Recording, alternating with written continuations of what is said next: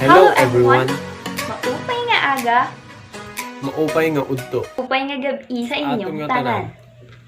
Good morning, Good morning, good afternoon, afternoon, good evening. And we are happy to present to you the Region 8 of the Philippines, Eastern Visayas.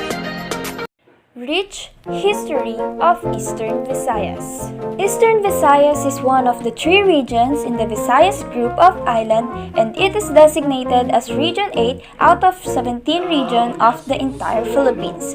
The region is a grouping of three major islands of Samar, Leyte, and Biliran, and other small islands scattered throughout the eastern archipelago of Visayas.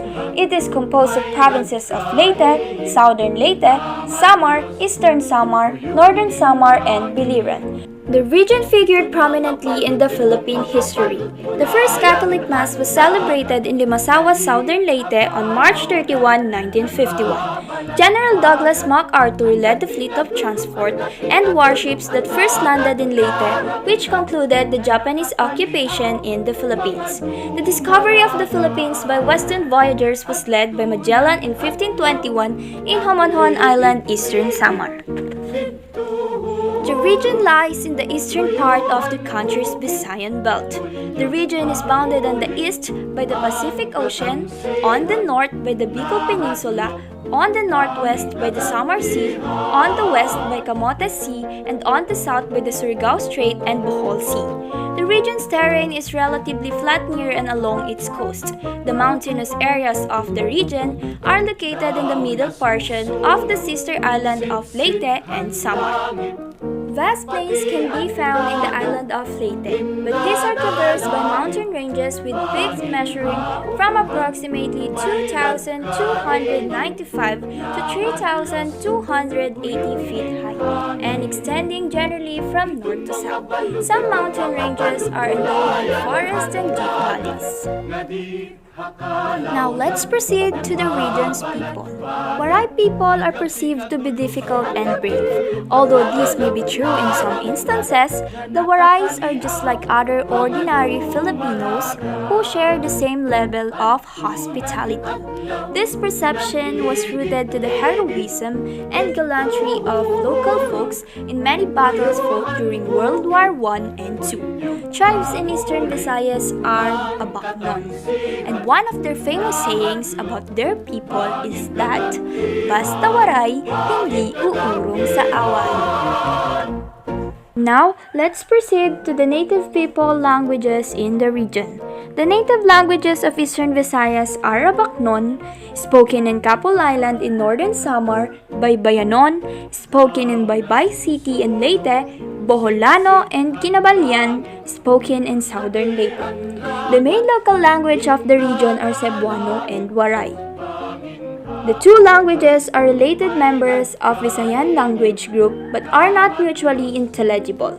Tagalog is also quite widely spoken since it is an official language and used in school, but it is not indigenous to this region. And here are some translation from English language to their dialect that you can easily learn. Can you understand Winaray? In their dialect, you say, "Nasabot kahin Winaray?"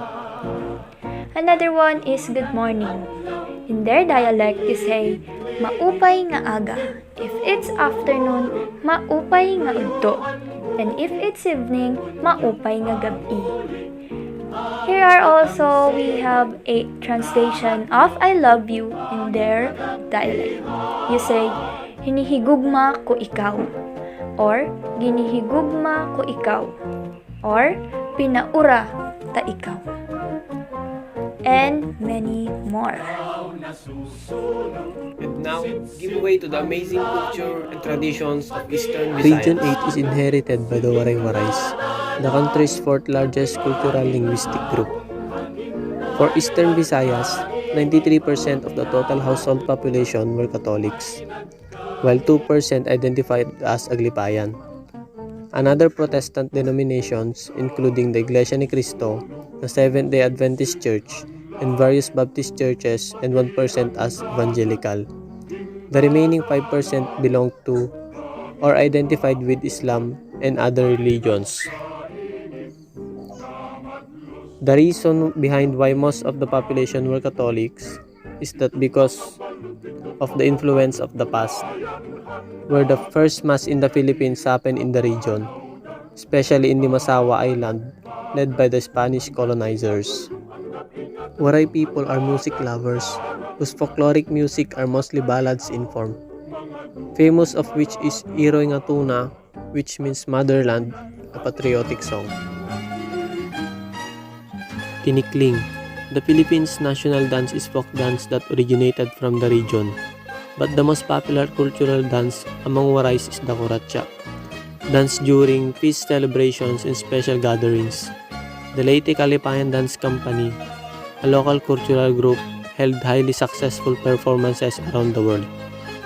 Kuratsa commonly performed during festivals in Bohol and other Visayan towns.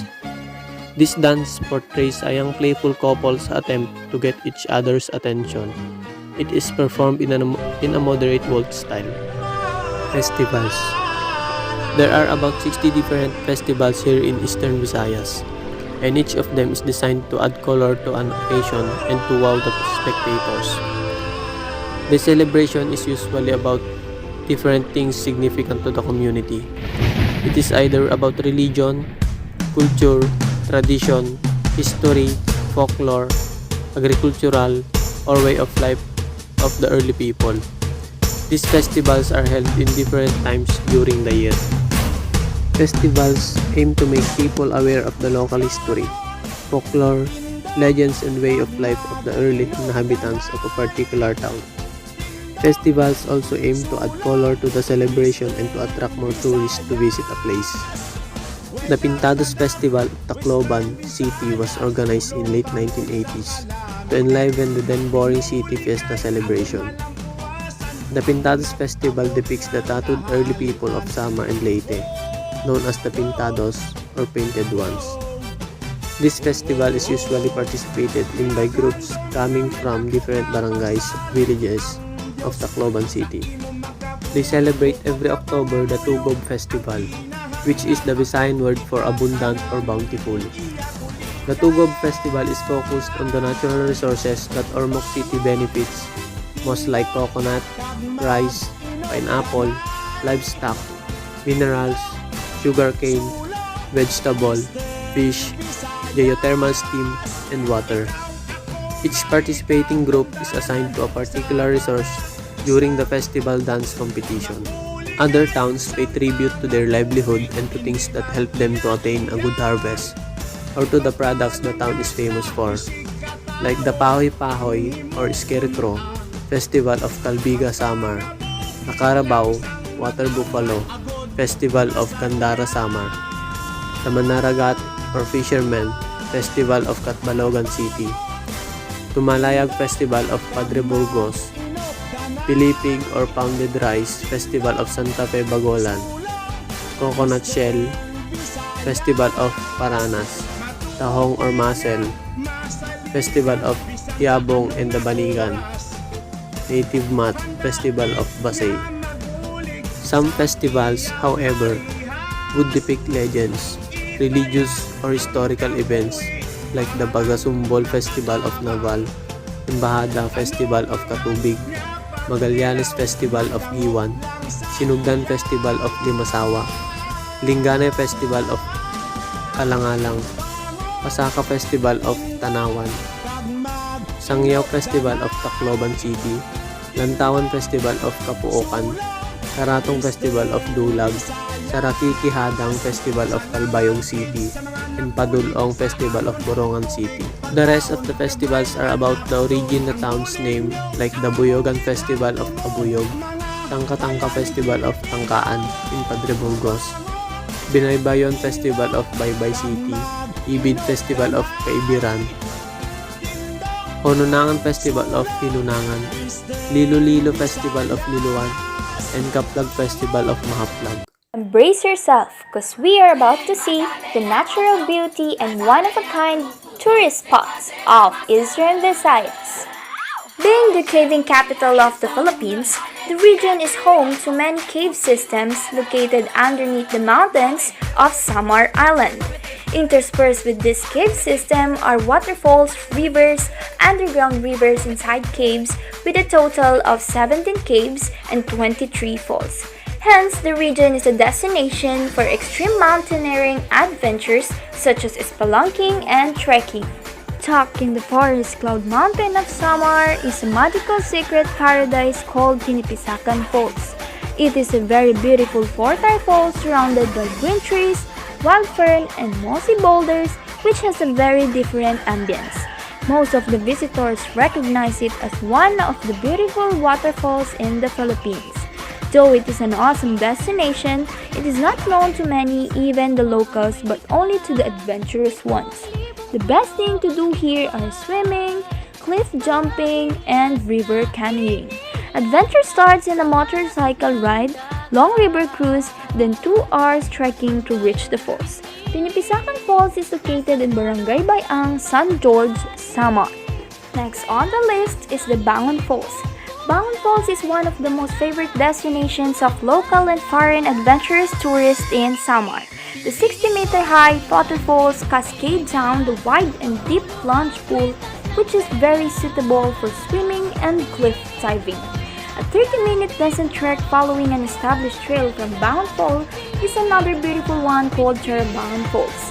It is a beautiful falls of crisscrossing waters as it cascades on a rugged rock cliff into the stream below. These sites can be reached by riding a motorcycle, locally known as habal-habal, then few minutes trek to which falls you want to visit first.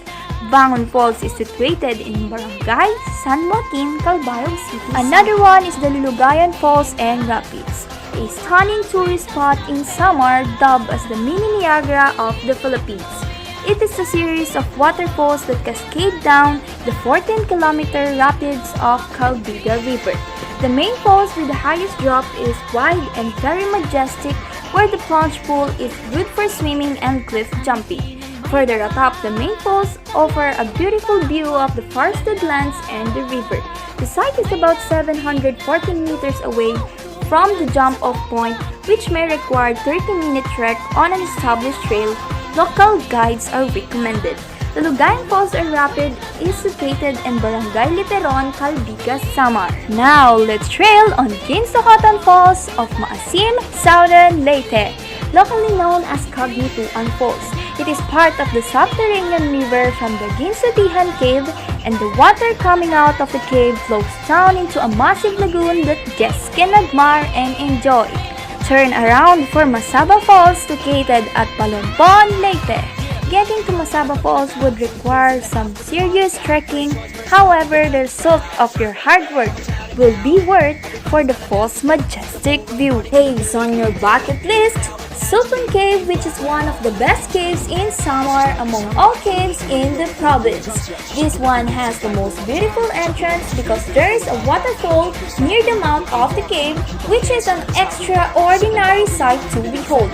Sultan Cave is a 5-kilometer long field with interesting stalactite and stalagmite formations, underground river, and lakes. The cave can be reached by minutes of sand from Pinipisakan Falls that requires climbing the falls, river crossing, and walking through the mossy rocks.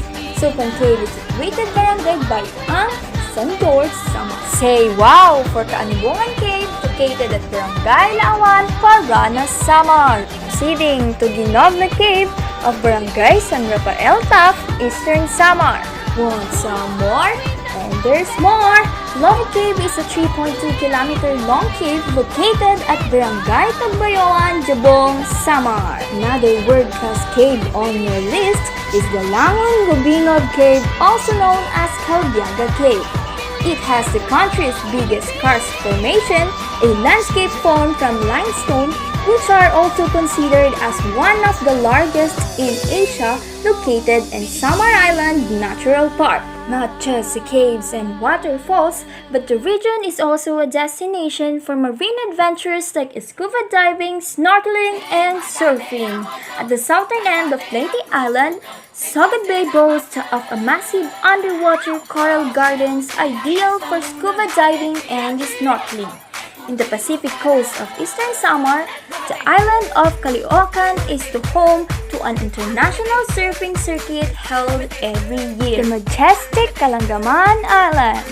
When we think of a long sandbar stretches, calm, crystal clear waters and sparkling white sand beach, well, think again I say, located in Palompon, Leyte is the Calangaman Island. Now let's proceed to Capul Island, dubbed as the hidden paradise of the Philippines. Capul Island in northern Samar exactly live up to its name. This is because the island is virtually unknown to the majority of the Filipinos. The island boasts not only of the beautiful and undefiled beaches, but genuine Filipino tradition as well. A trip to Capul Island will indisputably bring you back to what the Philippines was like during the turn of the century. Next on the list is the Maripipi Island. Maripipi Island is virtually a league of its own, an island with an active volcano at the center, one-of-a-kind rock formations, an immaculate ecology, and yes, basic way of life. So imagine being transported back to the time when mobile phone and other electronic gadgets are still not around yet. Can you see the picture?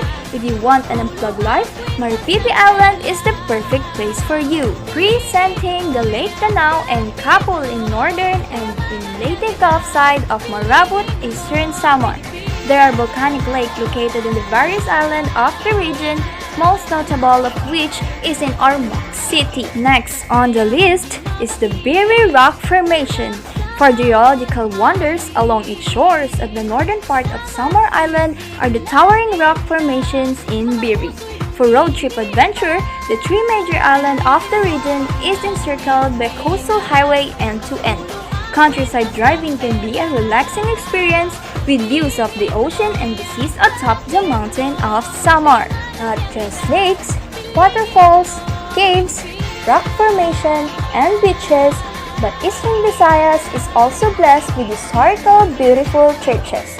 One of the famous churches are the Immaculate Conception Church of Guinea, restored by the National Museum. Now let's proceed to the traditional delicious food and delicacy.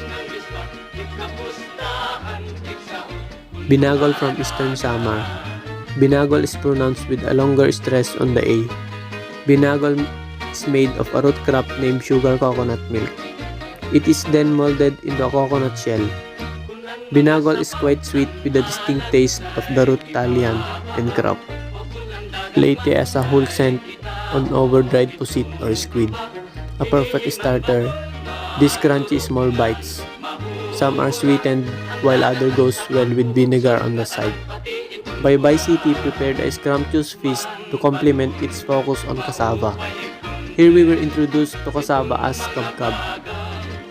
Eastern Visayas has an affinity towards coconut, differentiating itself from Bicol, as theirs is not as spicy. Rather, it is rich, sweet, and savory. A few dishes were presented that could seem similar but quite unique. Hintuakan nga manok or chicken boiled in coconut milk alongside lawot-lawot or mixed vegetables. Very own lumo or stewed carabao meat in coconut milk were all present in the event. Pinato from Samar. Pinato is a delicious recipe from Samar. The ingredients are ordinary rice, glutinous rice, oil, sugar, ganta pop rice, ganta roast and peanuts, anise and sesame seeds. Chocolate tablets from Biliran. Chocolate tablets made from pure natural cocoa seeds, roasted, milled, and molded to a circular tablets at 1.5 to 2 inches diameter. As we can notice, all their foods and delicacies ingredients is just a simple plants, where you can commonly found in the region, like the coconuts, banana, and cassavas, which is also their agricultural products through farming and a source of income. Truly that Eastern Visayas has a very simple yet beautiful kind of living. Fast facts about Eastern Visayas.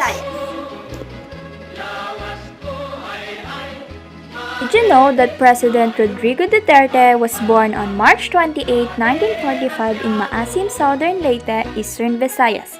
He is the current president of the Philippines, a lawyer, a politician, and a radio personality. Did you know that Southern Leyte is one among the only 3 areas in the Philippines where whale sharks are known to congregate in large numbers? Did you know that Eastern Visayas is one of the regions that has no land border with another region and is separated from the southeastern part of Luzon by the San Bernardino Strait and from the northeastern part of Mindanao by the Surigao Strait? Did you know that the region is rich in mineral resources such as bauxite, nickel, chromite, limestone, gravel, pyrite, and sand? Eastern Visayas is also endowed with freshwater fish and other marine resources. Did you know that Eastern Visayas Region 8 is famous for its San Juanico Bridge, the longest and most graceful looking bridge in the Southeast Asia, which connect Leyte and Samar? Eastern Visayas is primarily an agricultural region with rice, abaca, corn, coconut, sugarcane, and banana as major crops. Its total land area is 21,562.85 square kilometers. 52% of its total land area is classified as forest land, and 48% as alienable and disposable land. Homonhon Island. Historical sites such as Homonhon and Limasawa Island, two of the few stopover of the Portuguese navigator Ferdinand Magellan in his voyage from Spain en route to Cebu, are located in the region. Homonhon Island is at the southern end of Samar Island, while Limasawa Island is at the southern end of the Leyte Island. The Boy Scout Monument, Fatima Village, Tacloban City. The first Boy Scout monument in the world in human form, erected in 1941. MacArthur Landing Memorial in Palo, Leyte. Statues of the half-time bigger than life-size reenact the historical landing of General Douglas MacArthur and his forces. Hill 522, Palo, Leyte. Entrance to the first liberated town of Palo in 1944. The fight on this hill caused the loss of many American and Japanese lives.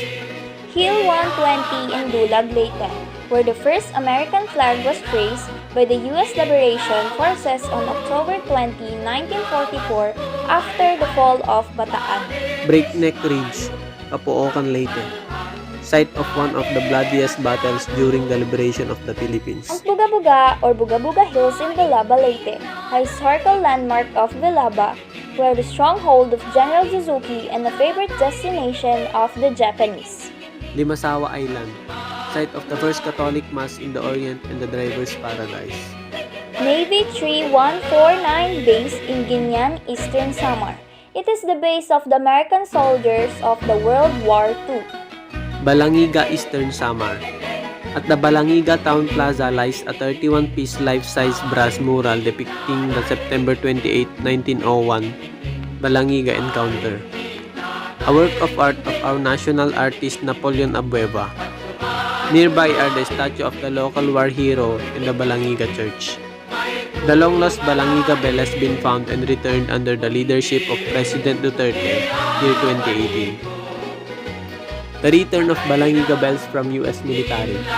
Following the Balangiga massacre of 1901, when Filipino militants ambushed and killed 48 U.S. troops, U.S. General Jacob H. Smith ordered the area to be turned into a howling wilderness.